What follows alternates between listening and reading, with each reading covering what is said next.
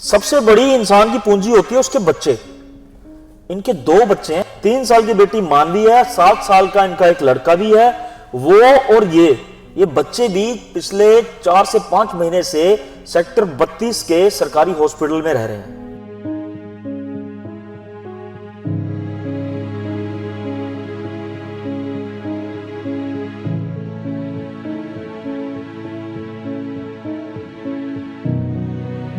आपने किसी रिश्तेदारों के घर क्यों नहीं भेजा? भेजा लेकिन एक्सेप्ट नहीं किए। मतलब रिश्तेदार ने जी मुंह को घुमा लिया। अच्छा, कोई भी सामने नहीं आया? नहीं।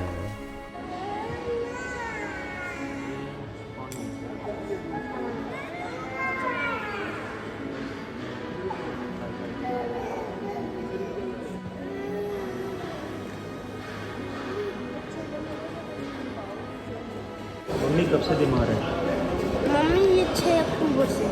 6 अक्टूबर से? हाँ। मतलब यहाँ पे आपको 6 अक्टूबर से आप हॉस्पिटल में ही हो? मम्मी से मिलते हो? मम्मी बात करती है? मैं भी गले में पाइप लगा। गले में पाइप लगा दिया है? स्कूल आपका छुट्टी ली गई है। 6 महीने से स्कूल नहीं जा रहे? आप समझ सकते हैं सर, भगवान ना करे, लेकिन इस चीज को अपने आप से रिलेट करके देखना कि आपके बच्चे कहीं ऐसी सिचुएशन में हो तो आपके दिल पे क्या गुजरेगी। और सबसे बड़ी बात तो यह है कि सर इन बच्चों का क्या ऐसे वातावरण में रहना ठीक है जहां रोज ये मौतें देखते होंगे आती जाती, जहां रोज ये कटे बड़े मरीज देखते होंगे आते जाते, जहां ये इतने शोर गुल्ले में रहते हैं, जहां पर इनकी मानसिक स्थिति पर फर्क पड़ सकता है। ऐसे बच्चों की जिम्मेदारी भले ही माँ बाप की होती है, लेकिन जब वो माँ बाप ही बेचारे लाचार हो जाए किसी वजह से, तो ये जिम्मेदारी किसकी होती है? ये जिम्मेदारी सर आपकी, हमारी है, इस समाज की है। गरीब आदमी को एक्चुअली गरीबी नहीं मारती सर, गरीब आदमी को बीमारी मार जाती है। और आज इन बच्चों को, इस परिवार को सच में गरीबी नहीं, ये बीमारी नहीं जकड़ के रखा हुआ है, और कहीं ना कहीं ये और गरीब होते जा रहे हैं उसकी वजह से। आज हम खड़े हैं सेक्टर 32 सरकारी हॉस्पिटल में, और मैं यहाँ आज आपको बताना चाहता हूँ कि एक बाप की और एक पति की लाचारी एक्चुअल होती क्या है, और वो कब हिम्मत हारना शुरू कर देता है। आज हम बैठे हैं सेक्टर 32 में, और मेरे साथ इस टाइम है राम कुमार जी। राम कुमार जी, कहाँ से आप? जी मैं बिहार से हूँ। और यहाँ क्या करते हैं आप? जॉब करते हैं बद्दी में। जॉब अभी करते हैं आप बद्दी में? जी नहीं, अभी तो 5 महीने से बैठा हुआ हूँ। 5 महीने से आप इस हॉस्पिटल में रह रहे हो, और बड़ी बात यह है कि 3.5-5 महीने से ही आपके दोनों बच्चे भी हॉस्पिटल में ही रह रहे हैं। जी जी। क्या कारण क्या है? साथ में है, कोई है नहीं देखने वाला। और हॉस्पिटल में एडमिट कौन है? मेरी वाइफ। क्या हुआ है? ब्रेन में पानी हो गया है। ब्रेन में पानी है? जी जी। तो कब से मतलब बेड पे है वो? बेड पे वो 12 अक्टूबर से है। मतलब 4 महीने हो गए जी होंगे। जी जी। इनकी वाइफ है सर। इस बंदे का स्ट्रगल देख के मैं हैरान हूँ। मैं हमेशा आपसे कहता हूँ कि अपने लोगों को जरूर बताया करो, आपको कहीं लगे कि कोई ऐसा बंदा है जो जरूरतमंद है। आज हमें ये इन्फॉर्मेशन मिली और हम 32 सेक्टर पहुंचे। और ये भाई वैसे तो बिहार के हैं, लेकिन ये काफी टाइम से काम करते थे बद्दी में। इनकी वाइफ पिछले 6 महीने से बिस्तर पर है, इलाज उपचाराधीन है, वो हॉस्पिटल में है।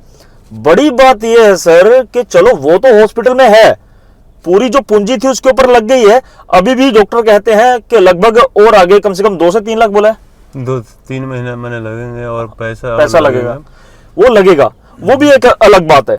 मैं मान लेता हूं, चलो वो भाई बेचारा जो मुश्किल से 8-10 हजार की मजदूरी करता था, कहीं किसी फैक्ट्री में काम करते थे, अब उनका सब कुछ तो निकल गया है, लेकिन सबसे बड़ी इंसान की पूंजी होती है उसके बच्चे। इनके 2 बच्चे हैं, 3 साल की बेटी मानवी है, 7 साल का इनका एक लड़का भी है। वो और ये बच्चे भी पिछले 4 से 5 महीने से सेक्टर 32 के सरकारी हॉस्पिटल में रह रहे हैं, मतलब वेटिंग एरिया में वहीं रहते हैं। और बड़ी बात यह है सर कि इन बच्चों को यहाँ रहना पड़ रहा है, क्योंकि एक तो जो राम कुमार जी हैं, इनके पास इलाज के लिए पैसे बिल्कुल नहीं है, तो बड़ी मुश्किल से यहाँ इलाज करा रहे हैं। दूसरा ये कहते हैं ना कि जब आप किसी मुसीबत में पड़ते हो तब आपको पता लगता है कि असली रिश्तेदार है कौन है, आपके असली आपके चाहने वाले कौन है। आपने किसी रिश्तेदारों के घर क्यों नहीं भेजा? भेजा लेकिन एक्सेप्ट नहीं किया इनको। मतलब रिश्तेदार नहीं? जी मुंह को घुमा लिया। अच्छा जी। कोई भी सामने नहीं आया? नहीं है। लेकिन यार 2 बच्चों के साथ आप होते हो पेशेंट के साथ, ये 2 बच्चे बेचारे कभी नीचे कॉरिडोर में भाग रहे होते हैं, कभी कहीं जा रहे होते हैं, और मतलब कहना कि तो फ्यूचर खराब है ना। एक 7 साल का है, एक 4 साल की है, इनका स्कूल का क्या है? जी तो मेरा वेस्ट तो जा ही रहा है, इनका लाइफ पढ़ाई छुट्टी हुई है इस टाइम? छुट्टी हुई है। सर ये ना सबसे जरूरी टाइम होता है बच्चों का बेस बनने का। उस बंदे में कमी नहीं है, वो बंदा कोशिश कर रहा है कि मैं किसी तरह अपने बच्चों को भी संभाल लूं, अपनी पत्नी को भी संभाल लूं। उसकी पत्नी पिछले कितने समय से मतलब बोल नहीं रहे हैं वो? 3-3.5 महीने हो गए। 3-3.5 महीने से अनकॉन्शियस है वाइफ। उस माँ के लिए वो बच्चे तरसे हुए हैं, वो उसको छोड़ना नहीं चाहते या कुछ भी है। लेकिन और इस भाई की देख लो, ये चाहकर भी बेचारा कमाने नहीं जा सकता, और अगर पत्नी के पास किसी को छोड़ ही दे तो बच्चों को कहां छोड़े। मतलब इतनी समय क्रिटिकल सिचुएशन है इस बंदे की। आप समझ सकते हैं सर, भगवान ना करे, लेकिन इस चीज को अपने आप से रिलेट करके देखना कि आपके बच्चे कहीं ऐसी सिचुएशन में हो तो आपके दिल पे क्या गुजरेगी। भगवान ना करे कभी ऐसा हो, लेकिन मैं इसलिए बोल रहा हूं ताकि आप राम कुमार की इस समय जो हालत है ना उसको समझ पाओ। कितना खर्चा आ रहा है रोज का? रोज पर डे कभी 3.5-4, 3.5-4। और 6 महीने हो गए इलाज करते हो आपने, इतना तो किया ना? जी, जी। तो मुझे ये बताओ कि 5 महीने इलाज करते हो गए जी, तो 2,000-3,000 खर्चा आ रहा है डेली का, जी, डेली। दवाइयों का। जी, जी। 8-10 हज़ार कमाने वाला कैसे अब तक 6 महीने तक कैसे आप चला रहे हो 5 महीने वही तक? मतलब कि कुछ हित दोस्तों से लिया यहाँ। अच्छा, कर्ज में भी हो? हाँ, कर्ज में थोड़ा सा अपने पास था, हाँ। वो लगाए। और अब क्या है? जेवर बेचे उसके बाद। अब कितना है? अब है कुछ? अब नहीं है मेरे पास। एक्चुअल मुझे इसलिए यहाँ पे पूछना पड़ा सर, सोचने वाली बात है। उस मासूम बच्ची को भी पता नहीं होगा कि किस बारे में यहाँ डिस्कशन हो रही है। और सबसे बड़ी बात तो यह है कि सर इन बच्चों का क्या ऐसे वातावरण में रहना ठीक है जहाँ रोज ये मौतें देखते होंगे आती जाती, जहाँ रोज ये कटे बड़े मरीज देखते होंगे आते जाते, जहाँ ये इतने शोर गुल्ले में रहते हैं, जहाँ पर इनकी मानसिक स्थिति पर फर्क पड़ सकता है।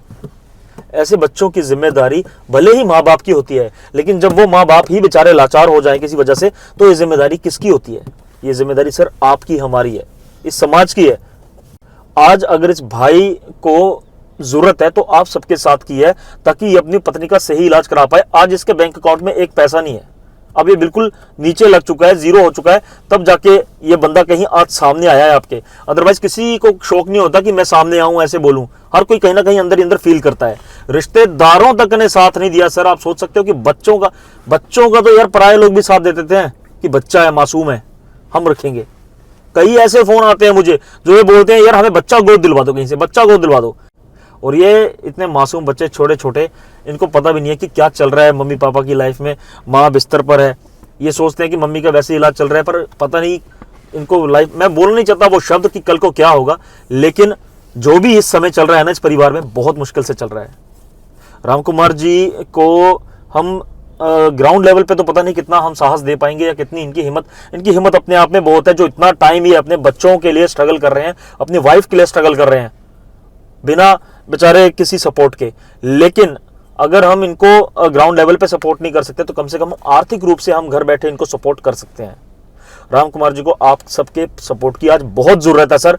इस भाई के पास इस समय पैसा खर्चने के लिए एक नया पैसा नहीं है। उन बच्चों को भी जब वो कॉरिडोर में कहीं घूमते हैं तो कोई अच्छे लोग आते हैं तो इनको खिलाते हैं पिलाते हैं, कुछ ना कुछ देते जरूर हैं। लेकिन 6 महीने 7 महीने मतलब बच्चे ट्रैवल कर रहे हैं साथ साथ हर जगह इलाज के लिए, और वो बेचारा बंदा अच्छा आपकी माँ की भी हालत ठीक नहीं है? नहीं है। आपके बाद मेरे ख्याल से माँ ही है आपकी घर में। जी।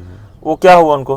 वो पैर में दिक्कत है, चल नहीं पाते हैं? चल नहीं पाते हैं। कोई मतलब ऐसी सिचुएशन यार, एक लग नहीं रहा। आप एक सिनेरियो सोच के देखो, माँ बिस्तर पर है, पत्नी बेसुध है, और बच्चों का भविष्य दांव पे लगा हुआ है। वो बंदा खुद कमाने निकल नहीं सकता। कौन सी तकलीफ कैसे दूर करें हम सारी तकलीफें दूर भी नहीं कर पाएंगे इनकी। लेकिन एक चीज जरूर है कि आप सभी मिलकर कुछ ना कुछ सपोर्ट इस भाई की कर सकते हो घर बैठे।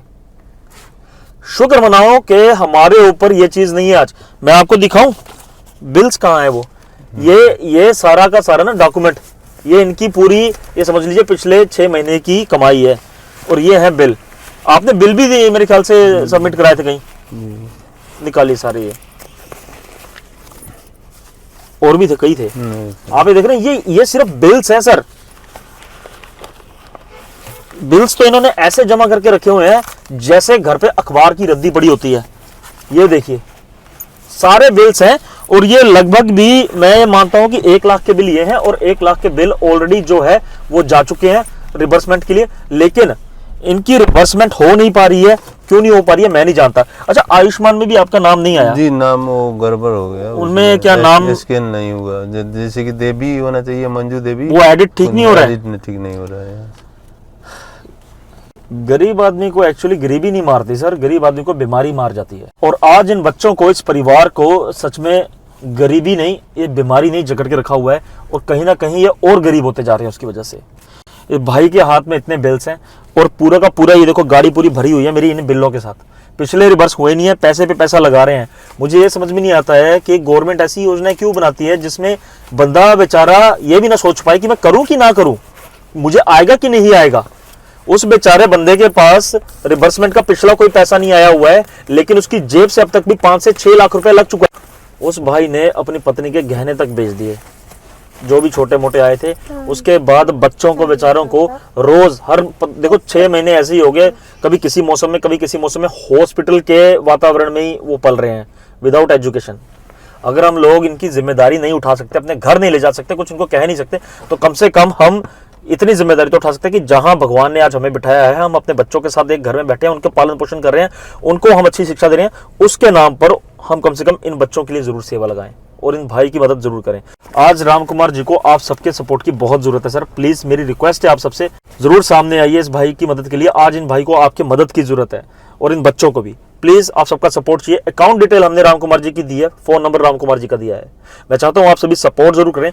पिछले 5 से 6 महीने से जो यात्राएं ये परिवार झेल रहा है, मैं चाहता हूं आप सभी जरूर उस यात्रा में कम से कम इनका थोड़ा सा साथ जरूर दें, चाहे जितनी भी आपकी जेब अलाउ करती हो, इस भाई की मदद जरूर कीजिए।